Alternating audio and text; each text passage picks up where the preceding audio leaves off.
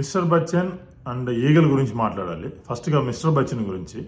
హరీష్ శంకర్ చాలా బాగా first half చాలా బాగా తీశాడు. సెకండ్ హాఫ్ వచ్చే దగ్గరికి ఏదో కామెడీ ఇండ్యూస్ చేశాడు, లేకపోతే అసలు మెయిన్ ప్లాట్ మొత్తం మిస్లీడ్ చేసేసారు అక్కడ.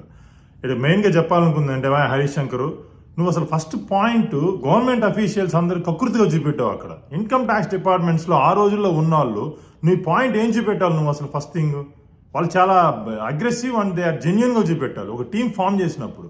ఫుల్ వీడియో నేను నెక్స్ట్ నా యూట్యూబ్ మీ మల్లిగాల్లో చెప్తాను. నెక్స్ట్ ఈగల గురించి, బాయ్ కార్తీక్ సూపర్గా చేసావు అసలు నువ్వు. ఈరోజు నేను రెండోసారి చూశాను. ఎక్కడ మిస్ అయిందిరా, మిస్ ఫైట్ అయిందిరా ఈ సినిమా అని చూస్తే ఏ రెండు ఎమోషన్స్ని మిక్స్ చేయకూడదు అబ్బాయి. ఒకసారి లవ్ ట్రాక్లో ఉంచుతావు, సడన్గా కట్ చేసి ఒక ఎమోషన్లో తీసుకొస్తావు.